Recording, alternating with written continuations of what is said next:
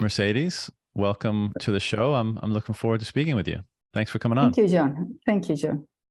So we were connected via a mutual friend, and basically I was told that I know this woman who's from Mexico, I believe, originally, and was kind of That's right.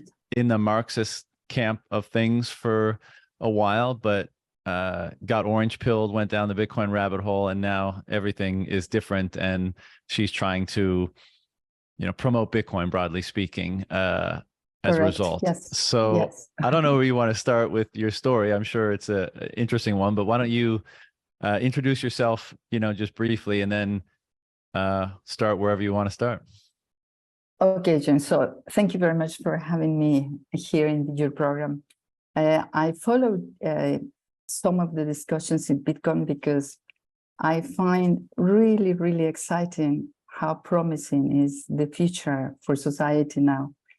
Having said that, I tried very hard to search different alternatives, including the Marxist approach. I was born in the purest, Mexico is a highly stratified society, as most of the North-South societies.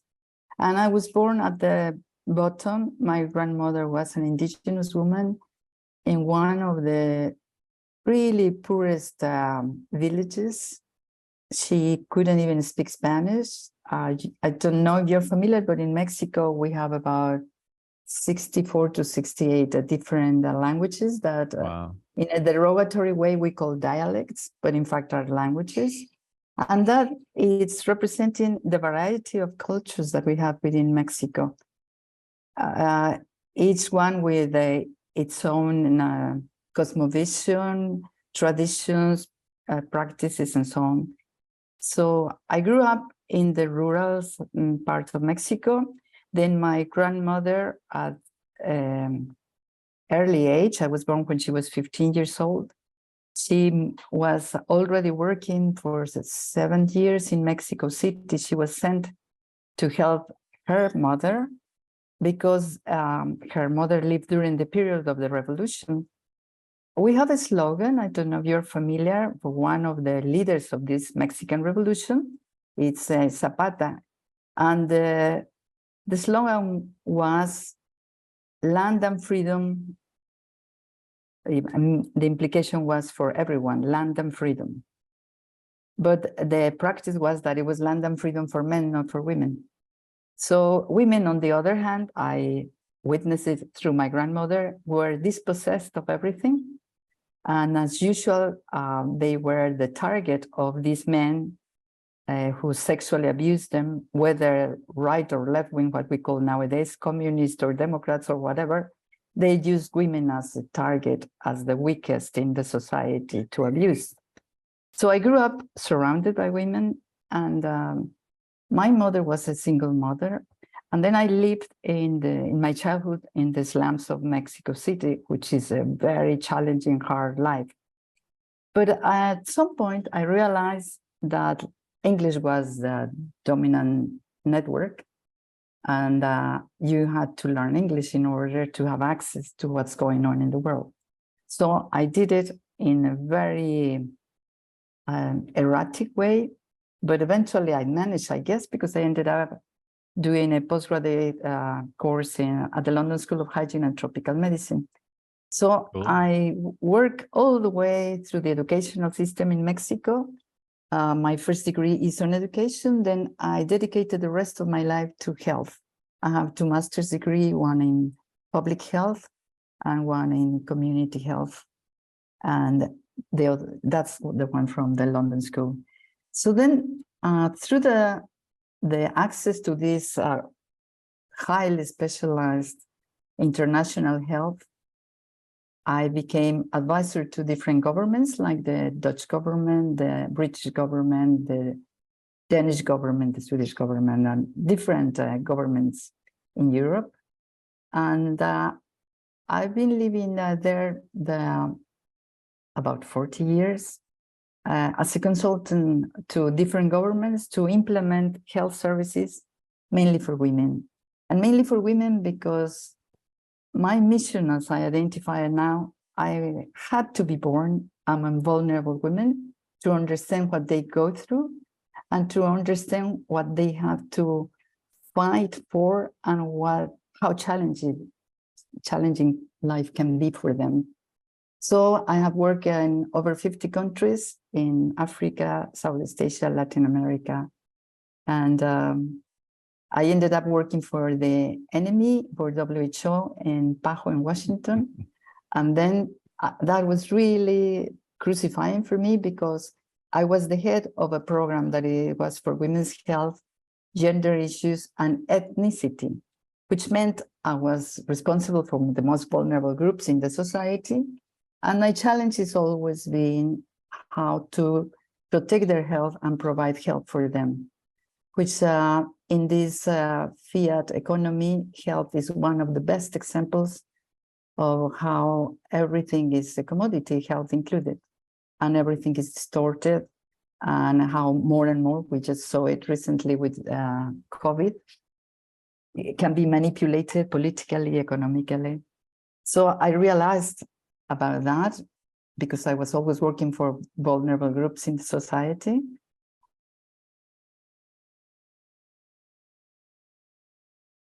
And I ended up my career for these international institutions because I thought there was no way that we could influence anything. Because at that time, I couldn't identify, although I was Marxist, I could see that the economy was the root of everything. But within the Marxist approach, there was a lot of debate, and I followed what we call the Gramscian approach. And Gramsci was very important in the Marxist theory because he presented the importance of not being dogmatic and not just seeing the economic structure as determinant of all the other layers in society. And he put forward the importance of all the institutional network of society, meaning institutions like family, school, work, religion. So all these institutions are responsible for programming us in order to accept the fiat economy as, yes, that's normal. So at that time, the Marxist approach was the only way we could see, and I think it was valid at least for all Latin America. I was part of the Theology of Liberation movement, and I was part of the priests for the people who were at some point in Latin America extremely radical. We never saw ourselves wanting a government, but fighting a government because it was the dominant force controlling all the resources and creating poverty.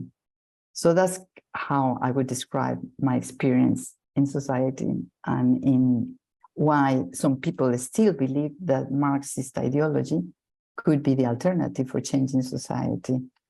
I think for me, Bitcoin, I mean, it has been a long process, but it's been fantastic to see, for instance, the Robert Breedlove series with Michael Saylor about money, because it's didactically is very well explained.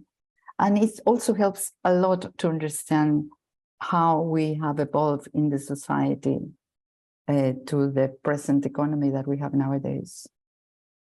Does that say to you something? Yeah, that's there's a lot to dig into there. But just to go way back to the beginning, and I'll preface this by saying I'm extremely naive about Mexican history and circumstance. I don't know much about the country, sad to say. But you know, what was it like day-to-day existence in the slums that you referred to that you grew up in? And then what was it that allowed you to basically get out? You know, you said you followed English and that led to other educational opportunities. How did those educational opportunities manifest, or how did you pursue them, given that you were coming from such a position of relative deprivation or poverty or scarcity? You know, what allowed you to get out of that situation? Well, I see it like Mexico, you need the educational system as a way to break through the different layers of society. And being highly stratified, that is documented statistically. For instance, it's very clear that most of the children that come from poverty extraction, they are hardly reaching primary school. That is the first 6 years of education. If you manage to go into secondary school, 3 years, and another 3 years of high school, a bit similar to United States or Canada, I guess, then once you are in high school, you could apply for entering the university. So I was very lucky to be decoded in the educational system because it was very difficult. I mean, my grandmother didn't know how to read or write, so I could never ever ask her to help the homework. For instance, I couldn't understand some maths, and to say that is very simple, but that means that all of a sudden you're excluded from the educational system. You cannot continue if you don't decode the dominant culture, because what we teach at school is the dominant culture. To start with, Mexico has as predominant language Spanish. All the education is provided in Spanish. And I was telling you previously that most of the ethnic groups, they don't speak Spanish. And nowadays, more and more, the new generations are trying even to forget the language of their ancestors because it doesn't have a value. So then they have to compete in the Spanish world. But then I realized that I had to compete in the English world once I reached the university level. So first, I was just following the little by little. It was very challenging. I had to start working when I was 10 years old in the way I could to pay my fees for, although in Mexico, by constitution, education, until nowadays, it's free and should be free. But the school is such a system that they ask you all kind of contributions that if your parents don't have the money, you cannot be admitted because you have constantly to provide, even if you are poor. Sometimes the extreme here in rural areas, parents are asked to provide building materials to build the school, for instance. If you don't contribute, your child doesn't enter the school. It's a very corrupt system, probably one, and that's another thing against the Marxist ideology. The most difficult thing to overcome in Mexico is the trade unions. And one of the most corrupt trade unions is the educational system, which means the lady who has been conducting or responsible as Minister of Education for this sector for many, many years. She is one of the most corrupt persons who has, to give you an idea, she goes to a huge shop like one of the major shops in the United States in one of the malls. They close that shop, like Bloomingdale's. It's not exactly that, but it's the equivalent, just for her to shop. And that means money that should go into education of our poor indigenous children. That's what she spends in shoes and bags, for instance. It is the most corrupt, the trade unions. So then you have kind of, I guess my strategy has been to be very dedicated, work very hard in what I could decode, that was the educational system, because of course you have to present exams. And if they don't validate your effort, it doesn't matter how much effort you have done as a poor child. But I was lucky enough to decode sometimes. Sometimes I got 10, but sometimes I got 8, and sometimes I hardly passed with 6. Biology, for instance. So then it's hard to penetrate the filter of the educational background. Once I was at the university, it's easier to identify that the academicians, those who are validated in the Mexican system, are the ones who have gone abroad for training, being United States, the UK, or Canada. So I followed the pattern because I thought there's no way I can compete with them if I don't have these certifications. Right. So it was kind of a survival strategy and intuition, I guess. Yeah. Well, that's, I want to dig in on that a little bit more because, you know, when we grow up, I don't want to say regardless of our circumstance, but when you're a kid, you know so little about other experiences of other people in the world. You know so little about the rest of the world. Quite. There's a type of normalization about your environment. You just think, oh, this is life. You know, I was born here and this is what it is. And in a sense, you know, that allows you to make the best of it because you don't have something to contrast it to make you feel very bad about it. But also in a sense, it that's the danger of being wrapped up in a bubble and not being able to see outside of your circumstance. Exactly. And that has a lot, and that goes a long way into confining you to your circumstance, because you're not able to imagine bigger, better, different, more complex, see Well, through, it's precisely, decode it, as you say. exactly. You're just describing something very important, John. This cultural bubble is imprinting you in a way that there's no way you can make a dialogue with other culture. And that's why Bitcoin for me is very relevant, because to me, the adoption of Bitcoin, it has to be related to the variety of cultures. And within a culture, you could say the Mexican culture. Yeah, but that is read completely different by the dominant culture who writes history, and by all the dominated cultures that they don't have the chance to influence the course of history, but to have a say in politics. They are used very well nowadays by governments to vote, but that doesn't mean to have a say. And it's manipulated, and in Mexico it's badly manipulated, because now you buy the vote based on the needs that the poor people have. You calculate how to buy the vote. So is the minimum of freedom, I think, that we have reached in history nowadays. Mm. Just for context, for imagining your own upbringing, what year were you born in?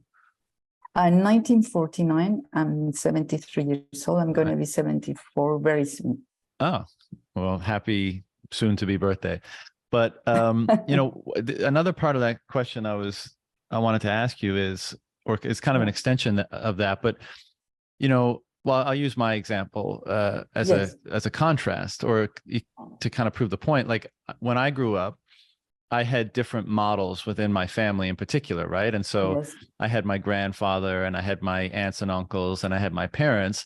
And of course, when you're a young kid, these are the ones who you primarily model because you get the most exposure to them.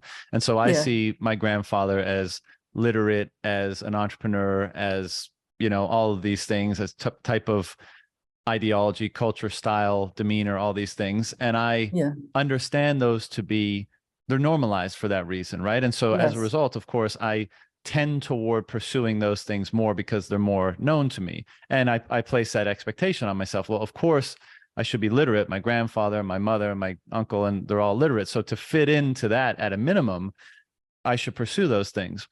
Correct. But as you were describing, your grandmother, couldn't read, right? Couldn't speak Spanish at all. Right. Couldn't even speak Spanish. And my mother couldn't read or write and learn to speak Spanish. Yes. And so what I'm curious about is, given that those attributes would have been at least to some degree normalized to you, like, oh, what's the big deal? She can't speak Spanish. She can't read or write. I mean, this is, you understand that to be the world. What was it that caused you, again, to kind of know that you had to broaden the circumstance, or like to see beyond that so that you could pursue the things that you ended up pursuing, and end up seeing that pathway and decoding everything in the way that you articulated, to say, oh, if I want to transcend my circumstance, if I want to, go beyond, I need to maneuver a path differently. And I can't necessarily model the people that were closest to me in my early upbringing. Like, can you identify anything that allowed you to see beyond the bubble of your circumstance? Yes, because there is a French sociologist called Pierre Bourdieu that, in my mind, I think he clarifies very well what is about the whole evolution as individual. You don't depend only on financial circumstances. So financial capital is something, but cultural capital is as equally important. So the way you describe your upbringing is when you are interacting with other peers, you go to schools that have similar values to your family and similar history to your family. So then you can identify as a group. And that's what Gramsci was very important in Marxist terms, because he was saying education, for instance, is a way to create our identity. He calls them apparatuses. So the institution of education, the institution of church, the institution of family, the institution of work, they are imprinting your identity step by step. So what happened to me is, of course, I have a contradiction between what it was the dominant ideology, what I learned at school, and the reality of my family. I couldn't even classify my family as family, not even as dysfunctional family, because there was no family. There was no father. I never had a father. My mother was abused when she was 15 years old. I was born when she was starting her teenage. And I was facing by, as a matter of fact, that I had to help my mother. So very soon I became my mother's mother because she couldn't count, she couldn't report basic things. So then I had to learn maths to calculate for her and tell her, okay, they gave you this money and now you spend this in these tomatoes, in these hot peppers, and now this is the left. The remaining is such amount you have to give it up.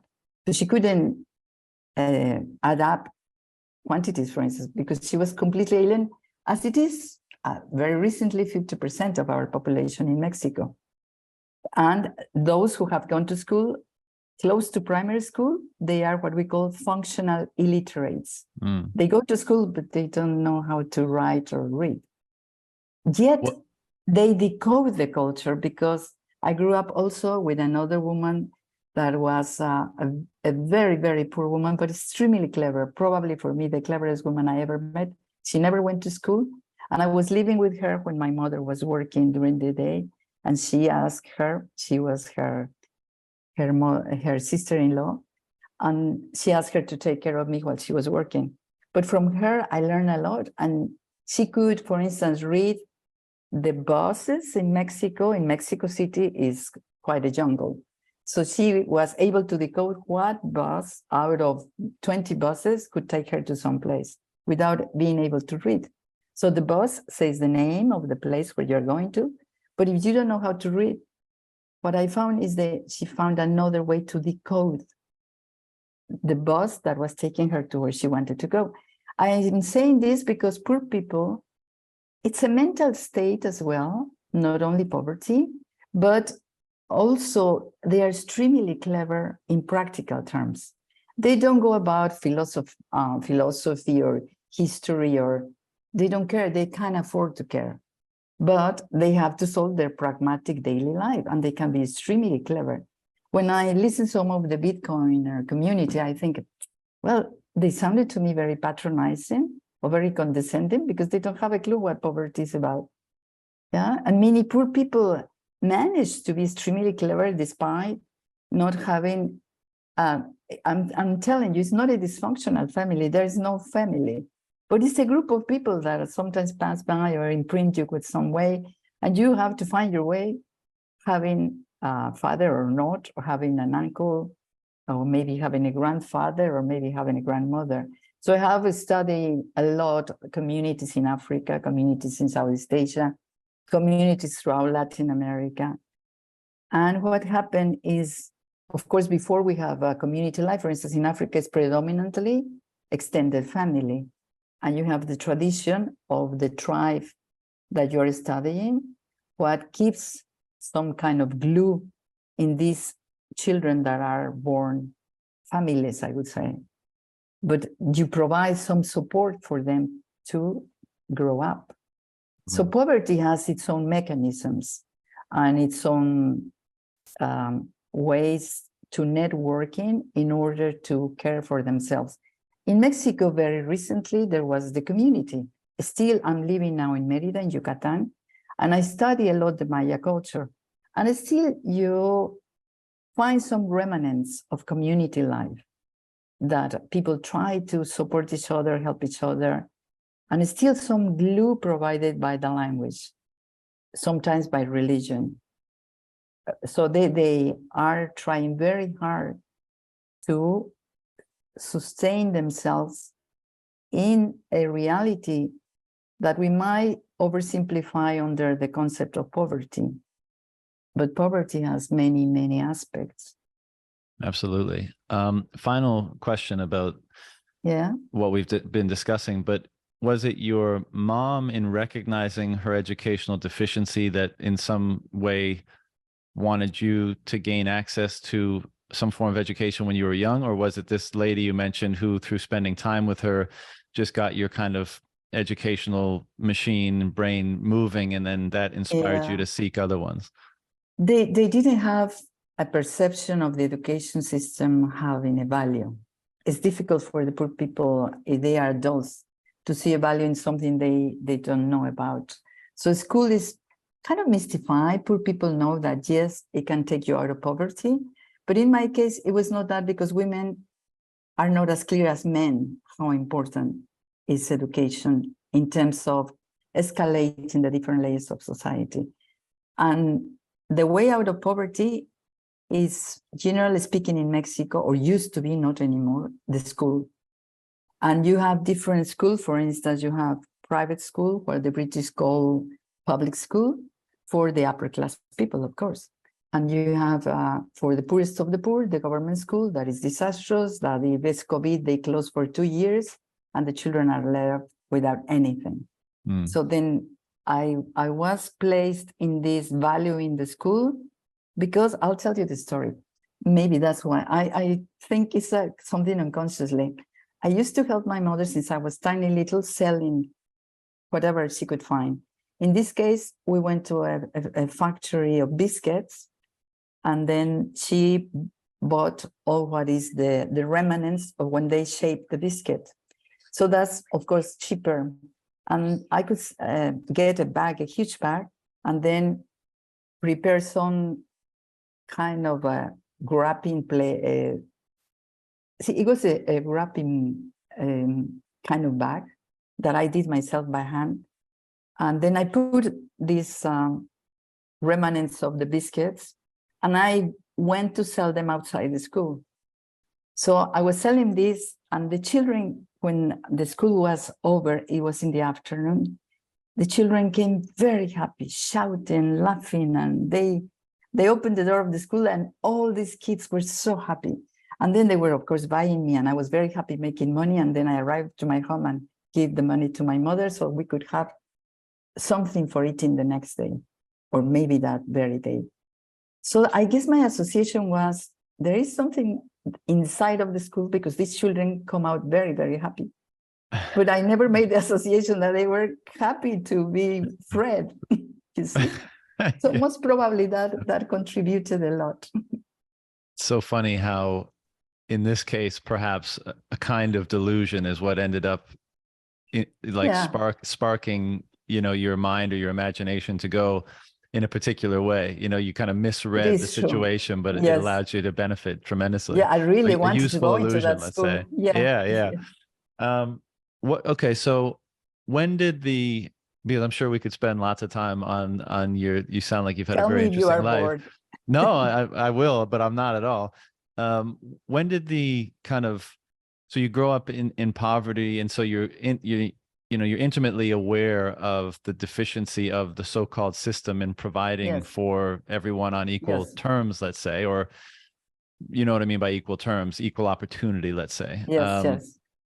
So when did you gain exposure to Marxist ideology? When did it become appealing to you, and how did you, I don't know, adopt it or implement it in your own life? It was at a very early age, because I was, Mexico is meant to be 90% Catholic in official terms. In practice, it is not. But when I was in secondary school, there was a very advanced Jesuit who created a movement for the students, and we had a terrible situation in the 68s where the militaries killed many students. And then the Jesuits. Why did they do that? The 68 movement was kind of throughout the world. Like, for instance, in France, it was the same. It was like a rebellion of the status quo and the governments being so repressive. And the students were asking basic rights, but the government just decided to kill them through the military. And they had demonstrations. Basically, we were always trying to claim a more egalitarian society and equity in terms of opportunities to different things like education. but the government responded with military action. So it killed many students. But at that time, I was part of this Jesuit movement. We had this theology of liberation. So the most conservative part of the church identified this as communism inside of the church. But in fact, what ended up being is we wanted to be more genuine, following the Bible and what the values of the Bible represented. And we wanted a fair society, and that was seen as dangerous for the dominant church as well. So then, it's kind of this, you know, long-term tension between the institution and the word itself, basically. yes, yeah. Is it this theology of liberation? Is that something that you could explain? Yeah, it was a very strong, very powerful and important movement from Latin America, because it represented that the church, by first time, it was paying attention to equity and equality. So they ignored that, because the Catholic Church is, if you are poor, well, tough luck, you were born poor, and be nice even if you're poor. And if you are rich, so we welcome your money, and yes, you will be saved if you pay for that. So then for that, being the church in Mexico, when you have indigenous people, well, for us, it was very clear, and that happened in Latin America, in countries like El Salvador, or in countries like Brazil, of course, Peru. It was a very important movement with these very solid the theologians who were supporting this kind of synthesis between Marxism and mainly the Catholic culture, but trying to put together the Bible and its values with the Marxist approach, as I think we saw it as a method to accomplish equality. But we never saw it as, yes, Marx is mystifying government, let's put another government in place. Because Marx is, I mean, it's very easy, as Foucault said, to judge from the present to the past. That's epistemology. We always think, oh, because we now have more truth, then we're so smart now, and then we invalidate all the past. And I think we have to see at the historical context that was prevailing. And at that time, for Latin America, is what is defined, it's one of these books that is recently wrote, I think. Let me see if I can find it in my notes. But it's like, I was listening to the program that you have, the Uncommunist Manifesto, for instance, that one. And I was listening, and that was prompted on me. It must be important to give them the historical perspective. I mean, we were stupid, but we were not that stupid only. We were thinking that was the methodology to change the reality that we were going through. And at that time, that was the only alternative offer. Of course, if you have now, and to me, that's the most valuable thing of what we are witnessing now, is we have in Bitcoin the real alternative, in the sense that it's decentralized. It's not manipulated by some government, by some elite group, by some economic power. And that's unprecedented, because never we had that before. But at that time, that's the best we could have. And looking at history is one of the books that has been written.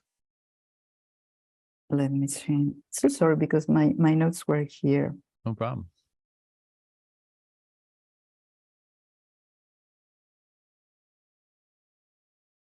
While you're looking for that, is it fair to say that the combination of what was understood to be Marxist ideology and understood to be this theology of liberation within the Jesuit order, let's say, was seen to be a response to the just dramatic inequality that was being experienced in, you know, your experience of Mexican culture and those of many others, of course, at the time.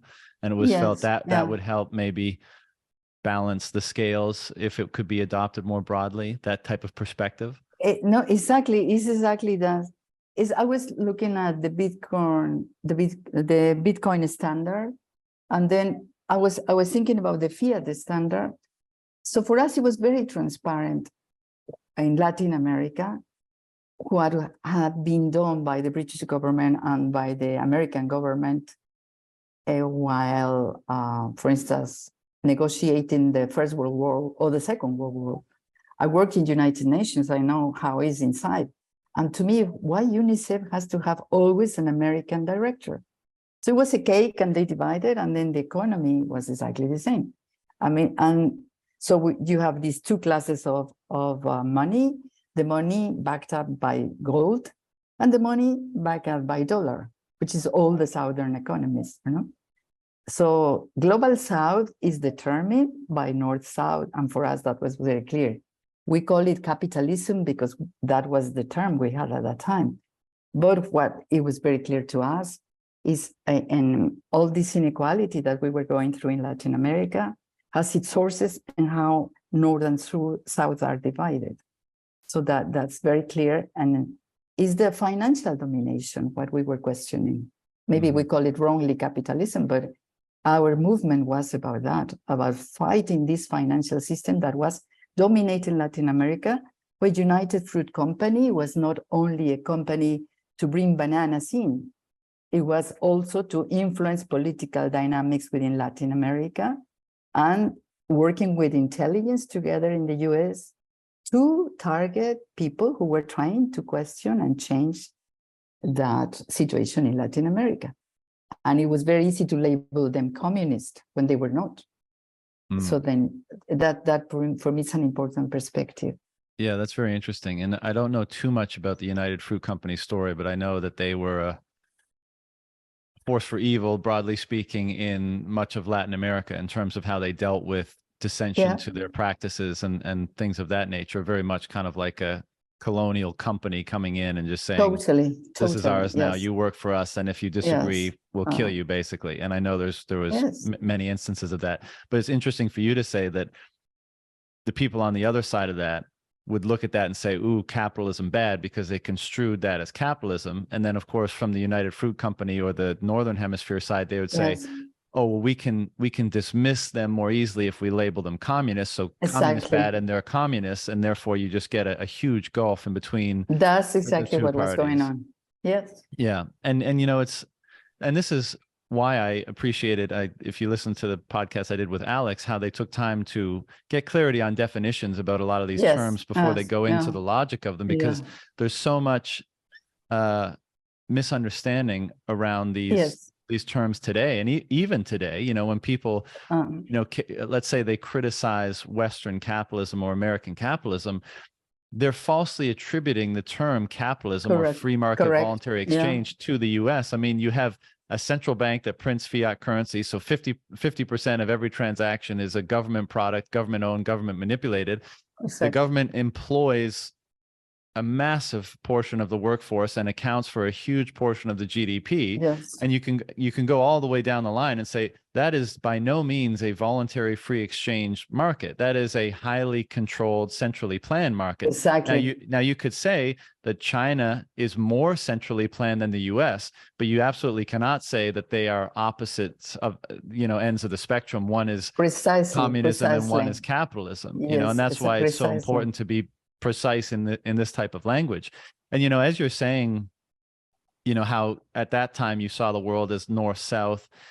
I mean, I think it's perhaps one way of characterizing that is just by virtue of the power, you know, military and economic power that the North had, they could impose selective property rights on the rest of the world whenever they wanted to. So they could go into a country and say, your property is ours now. In our country, we are more judicious with how we violate property rights, let's say, right? So we don't violate them as egregiously, but in your area of the world, we have more power, might is right, and so we can violate your property rights more easily. And even whatever, and at the time, you know, people were having a lot of these discourses on which political ideology or philosophy would be more conducive to a fair system, without really the capacity to control the power of like predatory property rights or selective application of property rights, because whoever you put kind of at the helm of whatever system you thought would be a better alternative, you're kind of vesting in them that power. You're vesting in them the power to determine property rights. And this is one of the things that's so interesting about Bitcoin, right? Because now we have a system where everyone can gain access to the same form of property right, and nobody is the one granting that authority. You live outside the central planning, which is very useful, whether it's communist or capitalist, because it's just ideology. And that's what I want to point out. Poor people are surviving day to day most of the time, so they don't have time to philosophize to, although they do have their ideology and their imprint and they respond to the programming. But to me, to take Bitcoin to the layers of society, massive layers of society that are in the most vulnerable financial situation, we have to do a work in order to translate for them what is Bitcoin, because it's very, very difficult to translate in an accessible way this highly sophisticated mathematical model. Yes, maths is true, is the first time we have that. It's fascinating, but until now, what I see is again a bubble. Is one elite that can decode. It's mainly men, because again, women, and to me, women are the ones who are in most need to adopt that, and they will do so, provided that we are able to bridge this intellectual movement to the basis of society, where women are surviving day to day, and where they are busy trying to see how they bring food to the table, and how they provide for their children. And to me, that's essential to do that work, because nobody's doing it now. In Salvador, I follow very closely the news. I have worked in Salvador. I know the society. And it's, again, these middle upper class kids trying to teach poor illiterate women or men how to adopt Bitcoin. And the efforts are very, very nice and very plausible, but it won't give the result, because you give the information to the vulnerable people, but then the most you can provide is one page of resume with summarizing the key ideas. But once they get home, the reality is totally different. They don't have even a place where to keep one piece of paper. They don't have books. They don't have, not to talk about metal and these basic things that they have to adopt for Bitcoin, isn't it? Like I was thinking, well, if you think the 12 words, how you're going to back up those 12 words in terms of the population? They don't have a place where to store things, to keep things safely, because if you have work in a rural place in Mexico or any place in Latin America, you will see that they have basic things. Nothing is safe. And then just this little thing for me is the step number one, because I'm thinking, how am I going to enable women to keep security their Bitcoin once I convince them to adopt it? Because most probably they will say, yes, please, I don't have any alternative. And in the United States, I mean, they have all the advantages of this fiat society. They don't need to change. They don't feel the need to change, you see? You've seen it in Venezuela or in Argentina. It's so extreme, their situation, that they have adopted, whether the government like it or not. But it tends to be the middle class, because they are the ones who are able to decode the information. But what about the lower class? And how are going to check that some basic things, like keeping their 12 words, we provide a mechanism for them to be safe and protected? If I tell the woman, now if you invest in Bitcoin, no matter if your husband becomes violent or arrives drunk or threatens you and sends you out of the house, you have your money. When you leave from the house, you have your money safe. She will adopt it immediately. But I have to provide all the practical steps for her to make it real, this Bitcoin, you see?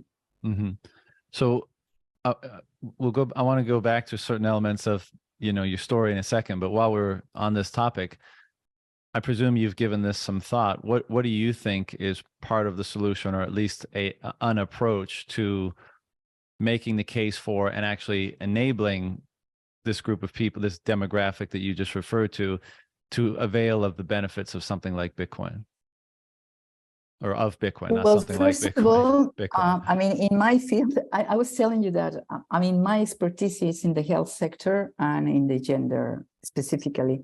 And by gender, I mean, it's not a walk talk. It's men and women have a different lifestyles, different bodies, different realities, and different challenges. And I made my career throughout the world just using this common sense, because doctors, when they see a patient, they don't see a woman or a man.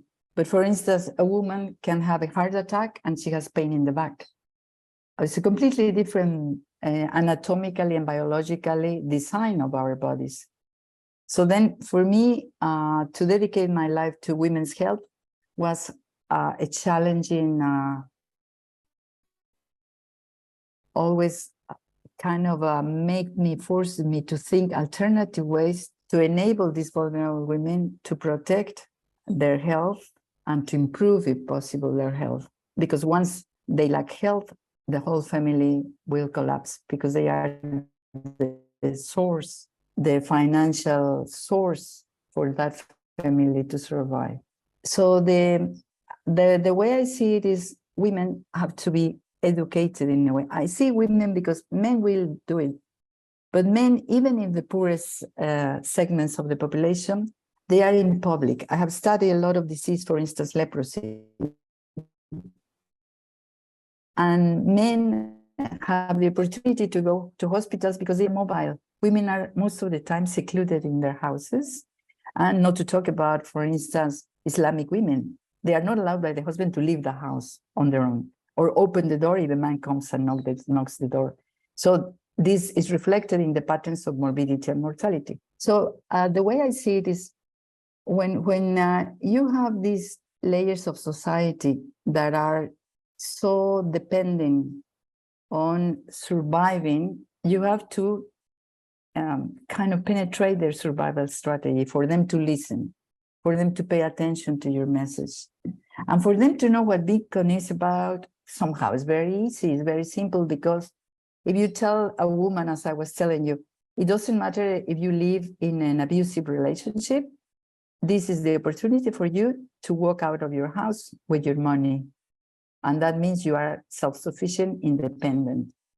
And this so-called self-sovereignty or self-custody, it's completely different to the one you discuss in your programs for the people you invite to your programs, because they can hardly provide a shelter for them.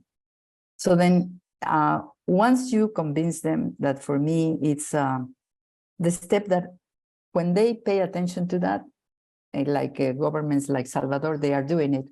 But what they are ignoring is we need to do research. Nobody's doing it. We need to find out financially how women could adopt. I used to do that sometimes for years. Like if I wanted the Islamic women, for instance, to adopt some treatment in leprosy, I have to go through their culture. I have to involve the husband, because the husband was the #1 limiting the access to the treatment. And then her ideology in order to support the treatment. And it was a long-term treatment. So how could I sustain this for 6 months? I have to research, because I don't know by heart. Sometimes they tell you the research, provided that you listen to them. But Bitcoin is arriving. Here we are with Bitcoin is the solution for everything, adopted. And then we give all the information to them.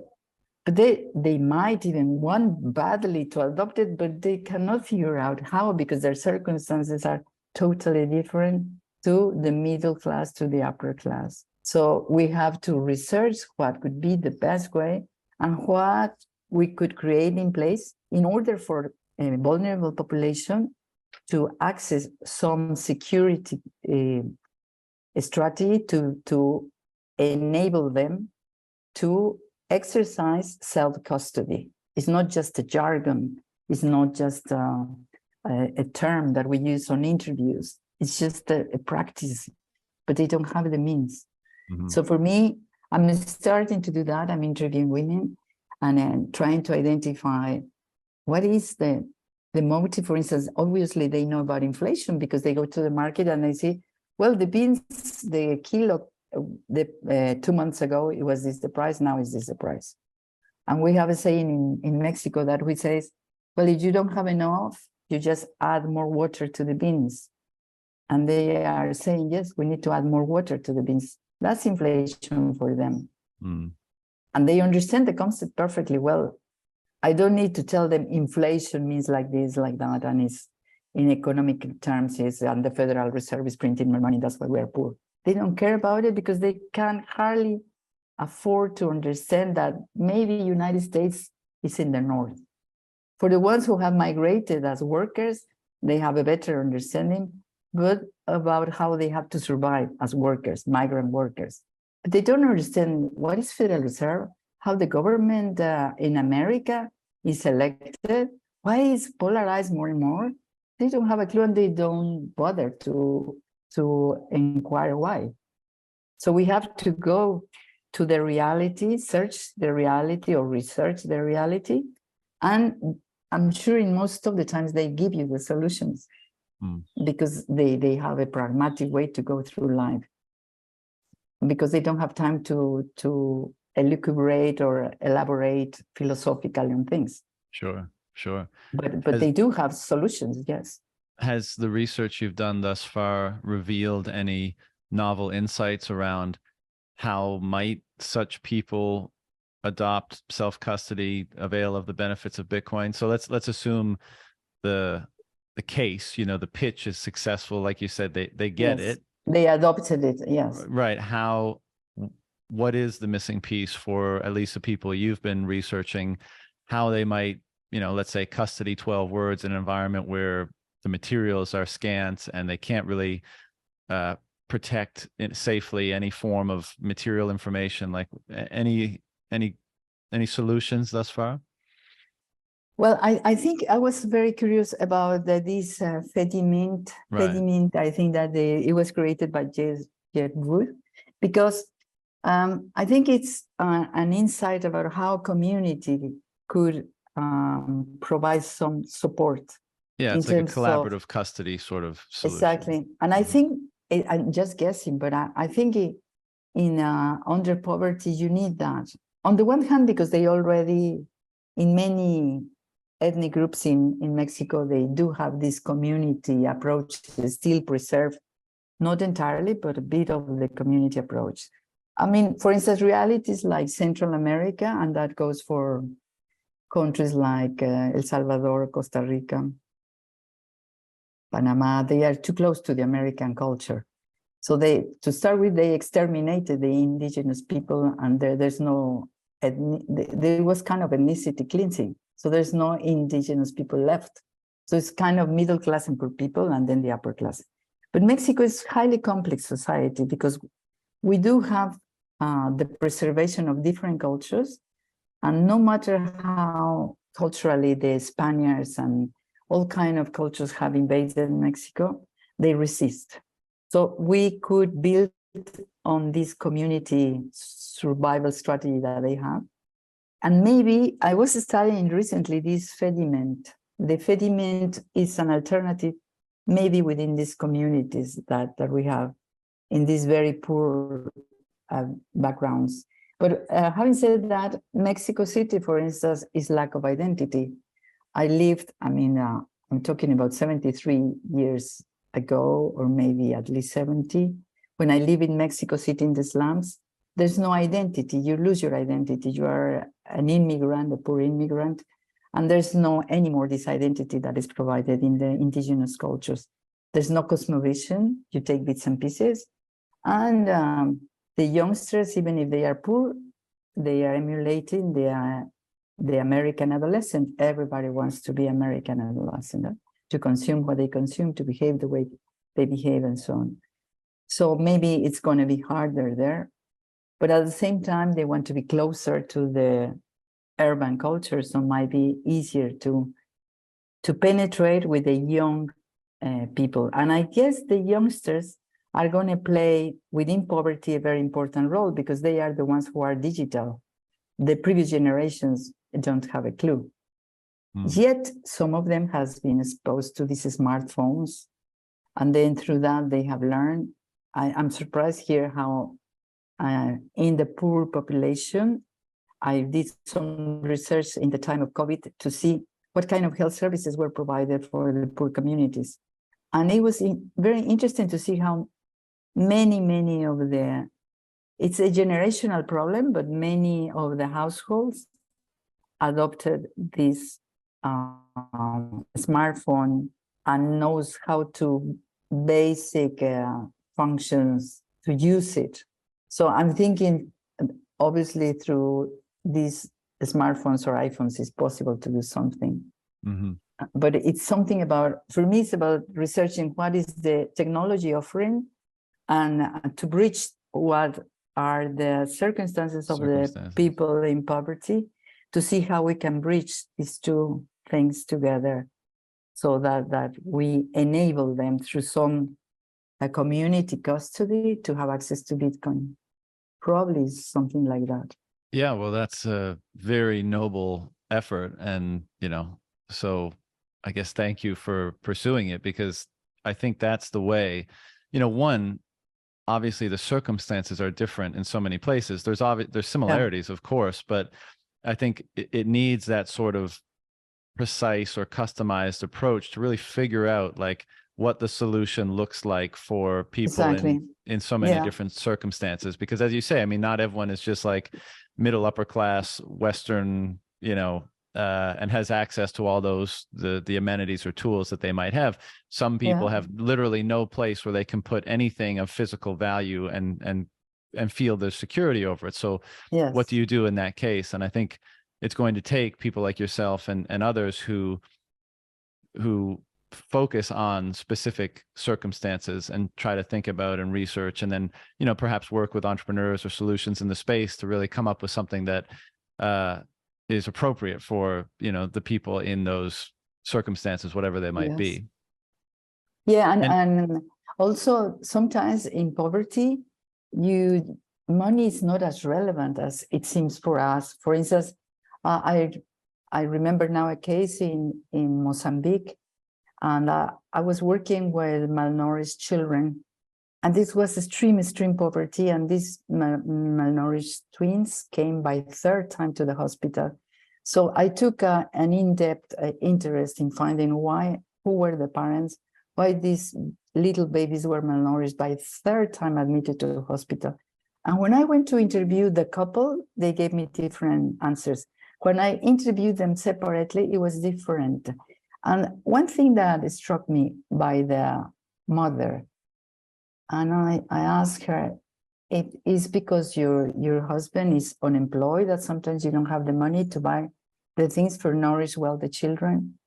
And she said, no, he's not paid by money. He goes to the banana plantation and he's paid with bananas. But you know, I have noticed, she said to me, that sometimes the bananas are missing. That means he's having an affair in other neighborhoods or communities he passes through with the bananas, because many women want to get that. So I prefer he doesn't go to work, because then I lose my husband. That was her conclusion.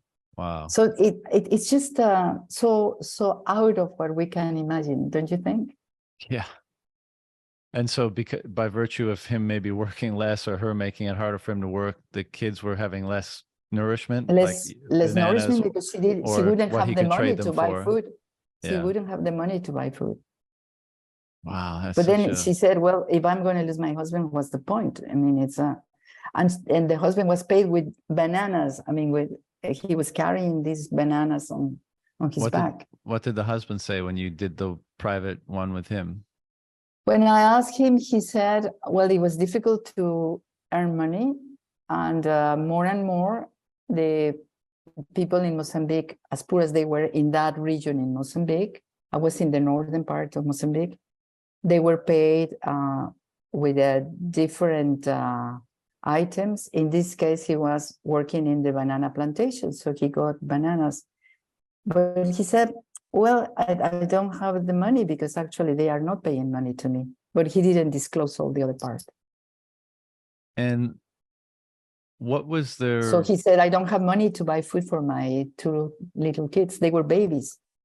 and what was, I mean, this not related to anything we've been discussing, but just out of my own curiosity, when Yes. you were having these conversations with them and when they were basically saying they didn't have enough resources effectively to feed their children sufficiently to avoid them being hospitalized or worse, what emotion was attached to them explaining that? And just for a little bit more context, like if I'm thinking about that, I'd be devastated by not being, by forcing my children in such a situation.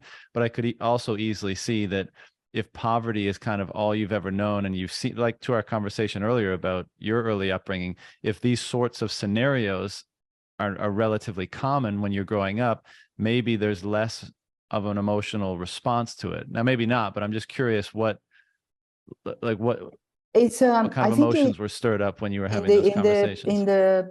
it's so tough, Jan, that I don't think they respond as we expected, because to me the popular culture is a very pragmatic culture. They cannot afford some feelings that we have. That doesn't mean that they don't feel for their children, but it's just that it's there are so many barriers for them to accomplish something that they don't react anymore emotionally. Sometimes it's just a matter of fact. Right, you had to accept And they reality describe to it. some degree. Yes, yeah. And they are also very pragmatic. There is this boy who, in Mexico, there were two predominant parties. And then I work in the communities in Yucatan, and many communities have been divided. Half of the population is one party, and the other is the other party. And one of the young boys, he was 13 years old, he told me, I am from this party. And then the next day I saw him and he had a cup stating the opposite party. And I guess I reacted like a bit shocked, because I could remember he told me he belonged to the other party. And then very clever, he said to me, I know, Mercedes, what you are thinking. I know, I told you I'm from the other party, but a cup is a cup. I need a cup. And I thought, it's brilliant. It's, as a matter of fact, they are very pragmatic. Don't you think? I don't have time, and I cannot afford to have an identity, even of my political ideology. I take whatever I can grab because I have to survive. Sure. Well, it certainly reveals, the hierarchy of value or necessity in a given moment, because, you make that choice and the choice is expressed outwardly. But, the point is taken. And as you said before, and in some sense, even those that are amongst us that are relatively privileged, so let's just say your average middle-class person in the West, it doesn't mean they're not subject to the same dynamic. They're just subject to it in terms that relatively compared to the ones we've been discussing that are materially different. But still, we all, and I'm sure we could think of many examples of, popular culture today, or people that aren't aware of many of the things we've been discussing, of how they, lots of people are consumed with their work life, consumed with the necessities of providing for their family, on the hamster wheel, and just they do what they need to do. And the privilege of thinking about, it's a different form of alienation. It's a different form of alienation. Right. You're right. So in relative terms, the person, let's say in Mozambique, would literally kill for, to be in the position of the other, but it's still, they're still subject to this, well, obviously a certain pragmatism, but in terms of, what do I value more? What do I have the luxury of attempting to change, almost in a sense? Like, how much should I just respond to the nature of my environment versus how much should I think about the circumstance more broadly and how fair that is, or what my aspirations for it may be, because as you said, I mean, in Bitcoin land, a lot we talk about these higher order things, the philosophy, the system-wide issues, how Bitcoin is going to fix this, that, and the other thing. And I'm one of those people. And I think that's tremendously important, because I want a system that treats everybody, that gives everyone the same rules, let's say, that subjects everyone to the same rules. And then you plug into that system and you're rewarded based on merit, let's say. and I think it's important to elucidate the value of systems like that and the principles that are inherent in it. But obviously, there's, you can't dismiss, of course, the pragmatism of just contending with your circumstance as it is and making the best of it, because that is obviously, if nothing else, more urgent than the meta problem. It may not be ultimately Exactly. more important, Yeah. but it's certainly more urgent for feeding yourself and your family and putting a roof over your head. And I guess I don't think there's any right answer here. I think for one of the reasons we're having this discussion right now is because we both think that you have to fix the micro problems too. You have to address the micro needs, but all the better if you have leftover capacity to address the macro needs, because our assumption is that fixing some of the macro issues allows those micro ones to be alleviated to some degree. To fall into place. And that's Yeah. exactly what I'm trying to tell you. I mean, I respect a lot your community, and I find fascinating. I mean, I try to follow lots of things that are presented in terms of the Bitcoiners culture. But I was very interested in a recent program. I think it was Jeff Booth, The Ego Death, in an interview with Robert Breedlove, I think it was. And I found it so beautiful how he presents this ego death. Because I think when we see this macro dimension, we see ourselves so history, economy, and so on. But sorry, Mercedes, there is another reality. Yes, you glitched out for a second. I didn't want to miss that part. So you were saying when we see, so I missed what you said, but you said when we see this macro dimension. Yeah, that I see the Bitcoin community is taking for granted that from this macro analysis, we're going to jump into micro and things are going to fall into place. And that's my concern. I don't think if we don't do proper research, if we don't invite people who are developing this technology to think about how we could support these massive people, because I really think the United States is so comfortable, or people in the North are so comfortable. They don't see the need. I know my colleagues are most of them, or all of them, doctors, middle class or upper class doctors. They think it's just nonsense to talk about Bitcoin, and also it's my generation. But when you go to the poverty, I mean, people are desperate to get something like Bitcoin. So the change is going to be from the global South. I'm convinced about that. And within that, I believe, maybe because I have worked all my life with women, empowering women, and I think it's a parallel with the health sector. The research I've done there, it applies to the Bitcoin adoption. In terms of, I was trying to work for adopting healthy lifestyles within poverty. So then now I am thinking, well, it's possible with a lot of information that we got from sociology, economy, psychology, and this social, cultural realm that we have developed in terms of scientific fields. There is a lot of information that could be used to adopt Bitcoin and to implement the adoption of Bitcoin. Because the first step, I mean, Salvador has good examples of, yes, let's convince them to adopt Bitcoin. But that's not enough, because we need to provide some basic tools for destroying the barriers that they have. And I think women are always the candidate for a transformation, because they are the ones who provide for the family. So when you talk about financial issues, they will pay attention because they desperately need a solution. And this is the most fantastic opportunity for them. That's the way I see it.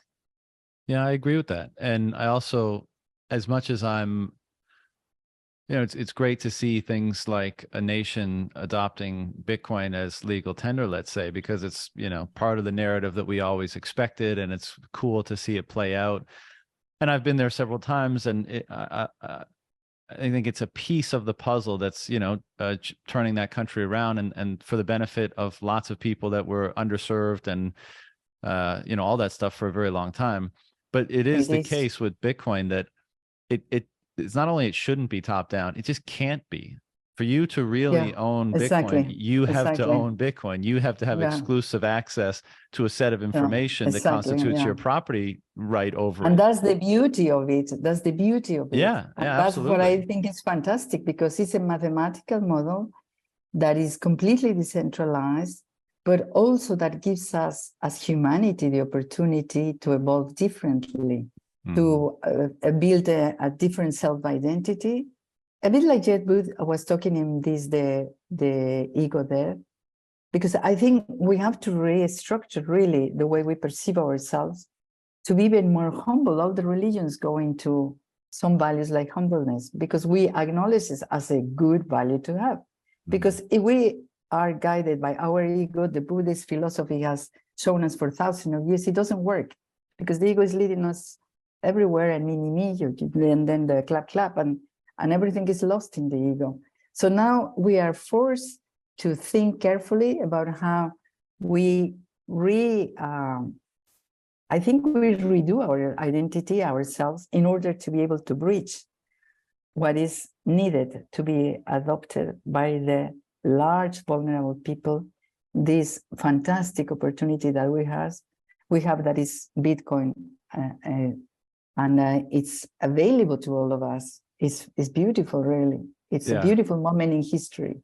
It really is. I couldn't agree more. And I do think, and this is one of the main topics of interest for my show, is in what ways will the emergence of this system and our adoption of it actually influence our psychology and our perspective and how we perceive ourselves and how we perceive the world. And I do think that the example you just gave has been thus far as I can tell, in the so-called Bitcoin community, and will probably continue to be, if for no other reason, that when you subject yourself by adopting Bitcoin to a system where nobody has an advantage over anybody else, that in itself is a kind of humility. Because prior to that, it's like, well, I exist in a system where I can accrue outsized gains by virtue of kind of bending the rules.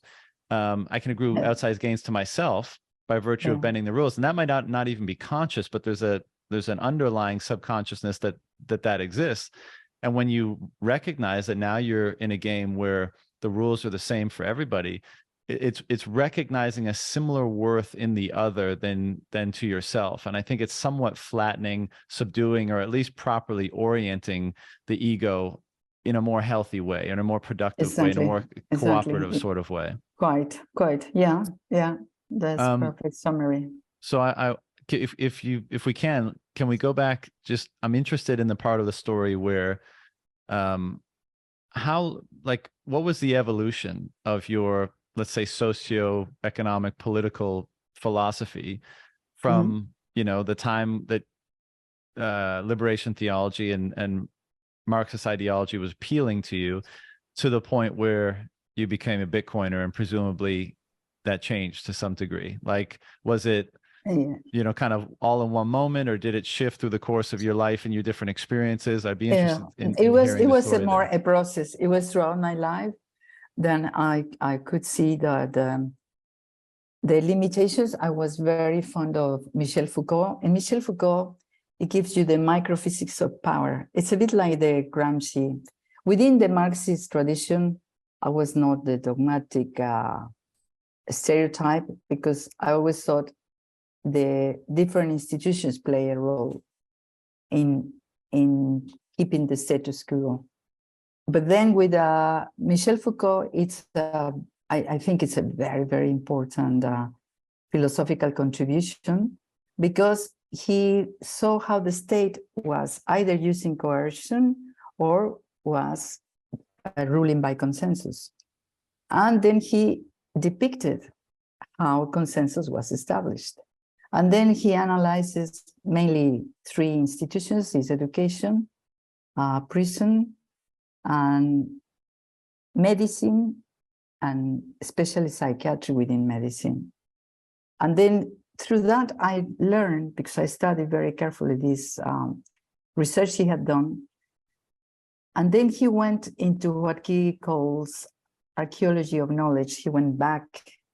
So instead of saying, no, this is not valid, because now psychiatry has much more important knowledge than in the past, he said, I cannot assume that there is more true in the present moment than it was in the past. So he went to see how psychiatry had evolved. And if you start to see how initiated, well, it's just shocking the way they were treating the patients, basically. But because it was under the name of medicine, they could have the power to do it. So Sounds Foucault familiar. is a very, yeah, exactly. So then I think he was very clear in terms of, well, maybe this microphysical power is as important of the economic structure. And he saw it very clearly by doing this research and studying carefully these institutions. So then I realized that, yes, I had to complement with what Foucault was describing, and I was working in the health sector, and my first degree is in education, so I had to check exactly what my first master's degree is in social medicine, and the assumption there is that it's mainly the socioeconomic conditions that create the pattern of morbidity and mortality, and you see the interest of the hood companies nowadays. For instance, Mexico has altered completely its diet, and now we have diabetes, and we're the first country in diabetes or in obesity because we have copied the pattern of consumption of the United States. So then, and we had a perfect diet. So for me now, I'm trying very hard with the ordinary people to say, well, check how your grandparents were eating. And they say, oh, yeah, we forgot. And then we're having community gatherings where we try to recollect their history and value their knowledge. So that is one way, for instance, so that they feel pride in their own knowledge, because they are in the Mexican society, they are considered the stupid, the ignorant. Those are the poor. And it's only the elite, the ones who knows better. So then trying to preserve these very good practices they have in the culture, but by the dominant culture has eliminated all these good practices. And we might, as community in Bitcoin, go to relearn from them, because they are eating much better than we are, because they are poor and they are close to harvesting and planting, and we just grab in the supermarkets. So we don't know what we are grabbing, and we don't care. We cannot afford the time to care. So it is this kind of bridge. It's kind of, we are coming back to where I initiated. So I initiated with my grandmother being a very poor peasant, but I remember I would be sent to, please bring some apples, please bring some pears, please plug an avocado. And I was going to the trees to get everything, and we were eating on the spot where the tree was producing. So it's, of course, there was no money for fertilizers or just pure goodness. Pure goodness and simplicity, because Yeah. if you see all the trend of doctors that are fabulous in the United States or in Canada, creating programs about how basically it's good lifestyle. And they are basically, the message is we have walked very far away from what we were as human beings. So now my grandmother used to walk barefoot. So now could be a fashion, and we recognize the importance of walking barefoot because the training shoes are not as we thought it was so good. Yeah. No, we are coming back to where we started, kind of as humanity, I think. Yeah, I see this a lot. You do? Yeah, in Bitcoin land, I see it a ton, and I think, you know, there's probably many reasons, but two that I think are fairly easy to identify is, one, when you get sucked into Bitcoin, not only are you learning about a new money, financial system, all that kind of stuff, but it seems to inspire a grander pursuit of truth. Now, there's some selection bias there, because if that pursuit of truth led you to Bitcoin, but even, you know, maybe you come into Bitcoin because you think you'll get rich, and then you end up staying because it's so fascinating. There's so much interesting ideology and different angles to it. Yes. It seems to morph into this almost a perspective or lens of truth that you can apply to other places. And, you know, whether it's food or whether it's physiology or whether it's medicine or whether it's politics, it ends up, you know, somehow giving you greater clarity around those things. And then, of course, by virtue of how, let's say you see how the fiat system works, you see how it's all about refining things and maximizing yield and, you know, destroying the land basically, and then the sustenance that produces destroys your body, and it's this negative feedback loop between the two. Exactly. In the case of health, you begin to see, well, what would happen if we had a better feedback mechanism for signaling our time and our resources and our trade between one another, i.e. Bitcoin. And what if that, what would that impact be on the businesses that are produced and the time preference of those businesses and how they stewarded their resources and how those resources produce goods that had a different impact on the human body? And you begin to see how just like that change on the base layer goes from basically inspiring or fostering or incentivizing a very destructive system, both for the natural environment and for the environment that is the human body, to one that could foster and incentivize a far more harmonious and generative or productive relationship between the two. And so one manifestation of this is, the regenerative agriculture or farming or ranching movement is gaining a lot of traction amongst Bitcoin people, because it's seen as one, treating the environment differently, not maximizing yield, not destroying the soil, not abusing animals, but doing it in a way that actually regenerates the environments, enriches the soil, provides a better life for animals. And then the food that comes from that approach is far more vital, is far more sustaining, is far more healthy, is far more conducive to a strong and optimized life. And, and I think that's happening in many different domains. And so it's just another one of those, you used the term beautiful before. That's another reason why I think Bitcoin is so beautiful, because it's bringing us back, and to your point, bringing us back to a more natural relationship with all the different constituent components of life. And I think there is a lot of wisdom in the past that we maybe forgot, or we were convinced was no longer necessary in the name of progress, technological progress, or market developments. And now we're reassessing and being like, maybe we shouldn't have been so hasty in dismissing that. Maybe, those things were the way they were because for many, many, many years, they were proven to be effective or healthy or promoting of something that we would deem positive. And we were kind of tricked into pursuing different forms of sustenance or different forms of living. And I think now with this lens of truth that Bitcoin represents, we're all beginning to reassess that. And what do you know, when you reassess it and you start experimenting or adopting, a different set of behaviors, let's say, broadly speaking, there seems to be a lot of benefits in doing that. And that just puts more fuel on the fire to continue to engage in that process. Exactly. For instance, what is being very convincing to me is I see kind of the evolution of the interviews in Bitcoin. Because, for instance, when I saw it was one where you interview about the cattle.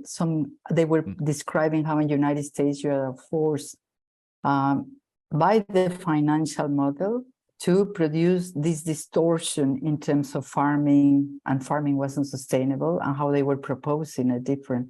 That was a program long ago, maybe a couple of years ago. And I thought it was fascinating to see these young boys so aware about how distorted it was, the market, in terms of this industrial meat.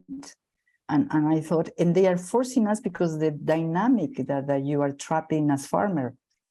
So then this kind of changes in terms of going from talking about financial things and going into all the aspects of society in order to change different practices because are not conducive to our human potential to develop. It's just we're completely distorted in terms of our health, in terms of our environment. And so I think the most beautiful part is that you see people going from I want to have lots of money to, oh, maybe I have to think about changing my lifestyle. Maybe I have to include different practices, maybe becoming more ethical. I think that's fascinating, really. Because the changes are at personal level as well. So you don't wait for the macro to change in order to change yourself. So it's a parallel interaction. And that I think is reflected more and more in the Bitcoin community. I mean, I love to hear, for instance, Michael Saylor, when he talks, you see a person who has some clarity in terms of what is good for humanity. So he creates a university in the context of American university, the Ivy Leagues and so on. He's able to create a free university. And for me, that's fascinating when you see people committed to that level. It's fantastic, really. Yeah, no, I think that's very well said, and I agree with that observation. And again, I think there's many fascinating reasons for this, but I think one also is just that, Bitcoin bestows a certain degree of freedom. And I'm not just talking about number go up, but like when you know that at least a portion of your stored resources, your wealth, is in a Yeah. form that no one can take from you either directly or surreptitiously via inflation. Yes. You that's a type of power or freedom or liberation that you actually feel.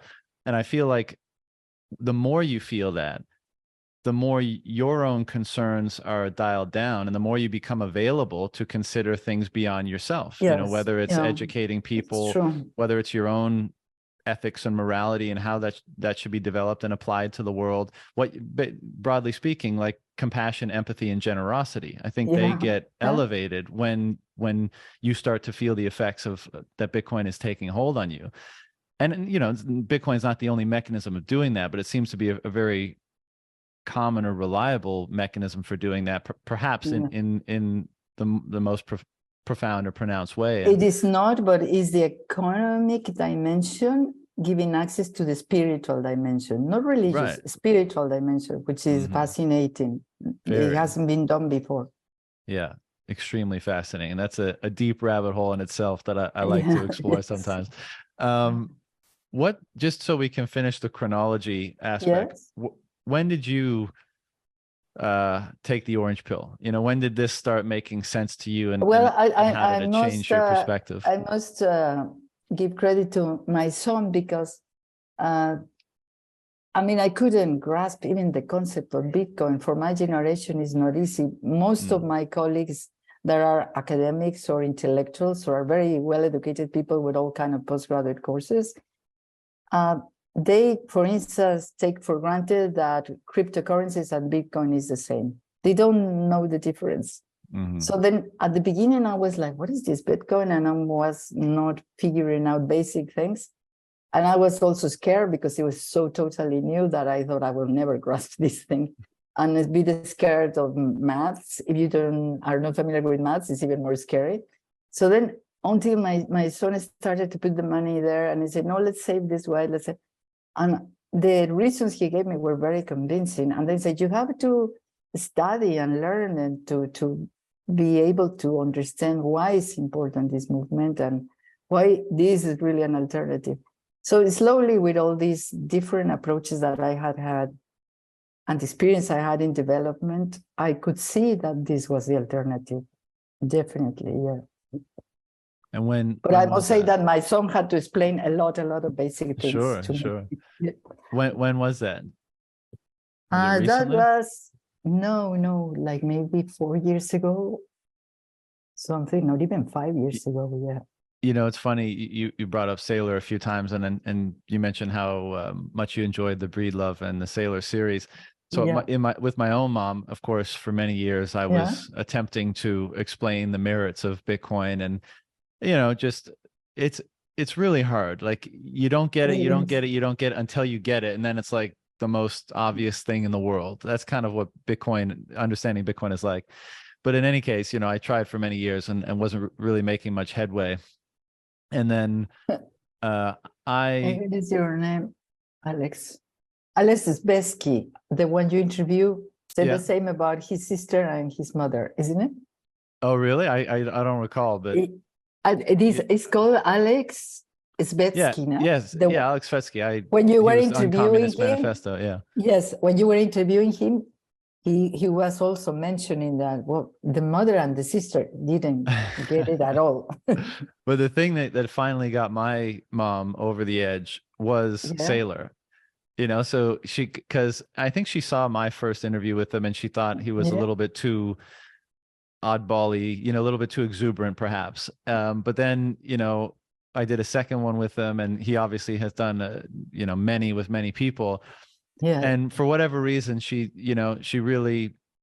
started to see it based on the way he was explaining it. Maybe it was his delivery, his depth of knowledge, and how he can pull together so many different things to help contextualize and explain Bitcoin. Yeah, it is amazing. I just thought it was funny that, she was basically orange pilled by Sailor too. So I wonder how many people out there in your guys' demographic, basically, that you know, maybe should be listening to more more Michael Saylor. Maybe that would help with the understanding. Well, it helps, but he's very complex. He puts together fields that are just incredible. How he makes the synchronicity of so many areas, and then I mean, he's fantastic in how he makes accessible this information. But I think he's very far away from, at least women in my generation, we don't understand what he's talking about at all, because it's important, the image. For instance, I was seeing, I think he was invited as a keynote speaker with one lady from Brunel, I think is her surname. She's from Natalie. the media in United States. Yeah. And I thought, how unfortunate, because this girl doesn't resembles at all the values we want to portray. Or I'm a fan of Lynn Alden, for instance. I think she's so solid, so incredible, so impeccable, this girl. But then when you put the other, and I thought, this is very much the fiat image that I have about all this fiat society. And for us, it's very strong, the media in the United States. It's the stereotype of the media. We reject it as soon as, I don't know if that might be valid for Latin America, because we don't identify with the Barbie type. We hated Barbie type because for us it's the outcome of the capitalist society, you see, and has destroyed all the other images of women. So then it's very difficult for us to go beyond the stereotype of images, isn't it? The one who brings the message. Well, it's important, but I think the most, sorry, yeah? No, sorry, you finish. Yeah, no, I just think that the women and the men also, but mainly women in the United States or in the global north, I don't expect that much because they have a very comfortable life. They don't see the problems of this fiat society. And we are, as women, we are so much programming, take advantage of that society. And we have learned very professionally to manipulate men that are in power. But if you see now, the community needs women, testimonies of women like Lynn Alden, that are talking solid in a solid way, that are, I mean, for me, she's just fantastic in the sense that she's very serious about her information. She's concerned about providing and making accessible some very complex information for most women. But I really and genuinely believe that the adoption in Latin America will be through women because they are in need. The global north is not. The women are adorable. Maybe your mom can grasp that, but it's not that they have the need to adopt Bitcoin. In the global south, we are desperate to get it. You see, that's the difference. Yeah, I mean, I'm open. I have no argument with the, with the argument that people in the global south are in more desperate need of a solution like this than perhaps in the north. But also, I don't want to, use too broad of brushstrokes in characterizing everyone in the north in a similar way, because there's a lot of women, a lot of men, a lot of young people, a lot of old people, a lot of people from all different races in the north that are having a very, very difficult time contending with this system as it's currently constructed, and for whom Bitcoin could be such a the worst benefit. Poverty is in the northern countries, the worst poverty. Well, I witness it, because there's no one there to support you. And even so, this is why it's so interesting. Like, if you're just looking at the resources that people have available to them, the person in Mozambique has way less than the person in, urban Los Angeles, who's extremely poor.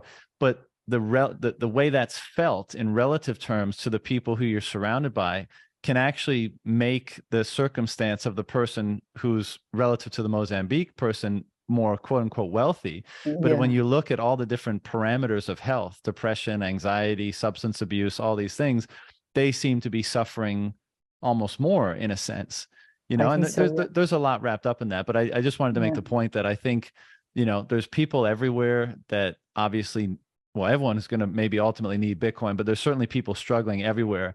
And just, you know, I know Natalie, and she's a wonderful person. And one of the things that I always say about people producing content in Bitcoin, let's say, yeah, whenever someone comes, because, you know, there's a million podcasts. So on the one hand, it's like, well, do we really need another podcast? But whenever someone messaged me and says like, I really want to do this, you know, what should I do? I'd say just do it, because there are so many different types of people in this world, and different yeah, forms of communication, different representations of who you are appeal to different people. Like Michael Saylor and Lynn and Natalie and myself and Rob, there'll be some overlap in who we appeal to, but also our unique forms of communication and who we are as individuals will appeal to different people differently. And my main interest is making sure that the signal, right, the Bitcoin signal, is getting to as many people as possible. And this is part of the yes, work you're doing as well.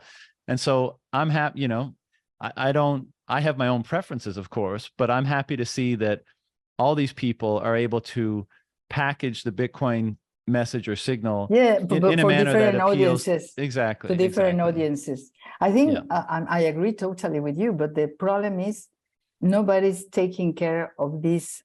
I would say of the poorest segments of the population, because the people who attract now the different publics and audiences are the people who are mainly from the global north. And in Yeah, the mainly. south, I have it, but that's not a problem in itself. It's just that I think it's kind of a bubble where many things are happening, very intense and fantastic, but that won't be valid for the poorest segments of the population in Latin America. That's what I'm Sure. trying to say. And Sure. then I see the urgency of going and research what's going on there, what solutions they propose, how are they perceiving this fantastic movement, because they might not even see it. That's my concern. They might not even see it when it's just a Sure. one in a lifetime opportunity. That's the way I feel it. Well, no, I agree with you, but that's what's also beautiful. I mean, that's at least in part what's inspired you to do what you're doing, right? And that's Yeah. you know, Yeah. I've spoken to a bunch of people that live in Africa, Nigeria, Togo, you know, places that Yes. are Yeah. suffering a lot from the issues we've been discussing. And they have taken up the mantle of educating people in their circumstance, you know. So one of the things Yes. I often remind myself with all this is, you know, it's not going to happen on the timeline that I would want. It's just, who Yeah, knows that's true. how this is going to happen. Yes. And what I'm encouraged by is that the more I do my thing, the more you do your thing, the more Lynn and Natalie and Rob and all them do their things. It's just expanding the surface area of the message so that at one point, maybe it reaches the kid in the small town in Nicaragua. You know, maybe he listens to a podcast and it inspires him and he says, hey, how come nobody's sending this message in my town? And then he Yes. becomes the one who does it, and who more capable than crafting a message for the people that are in his circumstance. And so that's how I see this playing out. But of course, you know, you and I would probably want everyone to grok this tomorrow so we can just get on with living, you know, the Bitcoin Renaissance. But you know, that's not how life works. So a certain degree of patience is perhaps part of that humility we were discussing earlier. Yes, yeah. And we have to make sure that we include the people who are more disadvantaged to access this information. That's from my side, because some people are unable to grasp this information. So I always felt like it's the same example of my work I did with health. I mean, for instance, I left Mexico 40 years ago, come back, I've been on and off, but come back, and then the maternal mortality is the same when we have all the knowledge to prevent maternal mortality. But the social conditions didn't change or got worse. So that's what I'm worried about, because the women's situation is not benefiting for all this so-called progress, and women are deteriorating more and more. And then you see, well, they are the ones at the center of sexual and reproductive health. They have their own problems, and nobody's paying attention because they don't mean anything financially. So then I'm concerned about how do I, with all this knowledge that we have in the medical or biomedical field, give access to these women for safe maternity, for instance, for a safe delivery. So that's very clear when you see statistics from the global north and the global south. Sure. Yes, you have poverty in the States, but you will never I mean, the States is an incredible example because it's the worst health system you can find in the world, I think, you see, because has left, at the time I was working in Washington, it was more than 8 million children without access to any type of healthcare, which is incredible for such a wealthy country. But I mean, we have in the North and in the South different realities, and we have to be able to see how we reach these most vulnerable groups of people, because they are the ones who need Bitcoin, actually.